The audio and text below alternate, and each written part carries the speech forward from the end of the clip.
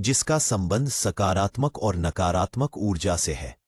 जब दक्षिण से देखते हैं तो एक स्वस्तिक चिन्ह वास्तव में देखा जा सकता है। यह अभी तक रहस्य है कि ये झीलें प्राकृतिक तौर पर निर्मित हुई या कि ऐसा इन्हें बनाया गया। यहीं से क्यों सभी नदियों का उद्गम, इस पर्वत की कैलाश पर्वत की 4 दिशाओं से 4 नदियों का उद्गम हुआ है। ब्रह्मपुत्र, सिंधु, सतलज व कर्नाली। इन नदियों से ही गंगा, सरस्वती सहित चीन की अन्य नदियां भी निकली है। कैलाश की चारों दिशाओं में विभिन्न जानवरों के मुख हैं, जिसमें से नदियों का उद्गम होता है। पूर्व में अश्वमुख है, पश्चिम में हाथी का मुख है, उत्तर में सिंह का मुख है, दक्षिण में मोर का मुख है। सिर्फ पुण्यात्माएं ही निवास कर सकती हैं, यहां पुण्यात्माएं ही रह सकती हैं। कैलाश पर्वत और उसके आसपास के वातावरण पर अध्ययन कर चुके रशिया के वैज्ञानिकों ने जब तिब्बत के मंदिरों में धर्मगुरुओं से मुलाकात की तो उन्होंने बताया कि कैलाश पर्वत के चारों ओर एक अलौकिक शक्ति का प्रवाह है, जिसमें तपस्वी आज भी आध्यात्मिक गुरुओं के साथ टेलीपैथिक संपर्क करते हैं। येती मानव का रहस्य। हिमालय वासियों का कहना है कि हिमालय पर येती मानव रहता है। कोई इसे भूरा भालू कहता है, कोई जंगली मानव तो कोई हिम मानव।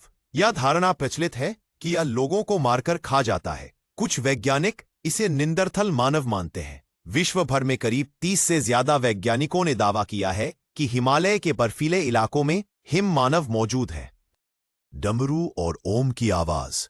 यदि आप कैलाश पर्वत या मानस सरोवर झील के क्षेत्र में जाएंगे तो आपको निरंतर एक आवाज सुनाई देगी, जैसे कि कहीं आसपास में एरोप्लेन उड़ रहा हो। लेकिन ध्यान से सुनने पर यह आवाज डमरू या ओम की ध्वनि जैसी होती है। वैज्ञानिक कहते हैं कि हो सकता है कि ये आवाज बर्फ के पिघलने की हो। ये भी हो सकता है कि प्रकाश और ध्वनि के बीच इस तरह का समागम होता है कि यहां से ओम की आवाजें सुनाई देती है। आसमान में लाइट का चमकना। दावा किया जाता है कि कई बार कैलाश पर्वत पर 7 तरह की लाइटें आसमान में चमकती हुई देखी गई हैं। नासा के वैज्ञानिकों का ऐसा मानना है कि हो सकता है कि ऐसा यहां के चुंबकीय बल के कारण होता हो। यहां का चुंबकीय बल आसमान से मिलकर कई बार इस तरह की चीजों का निर्माण कर सकता है। आज तक कोई भी कैलाश पर्वत की चोटी पर नहीं चढ़ पाया।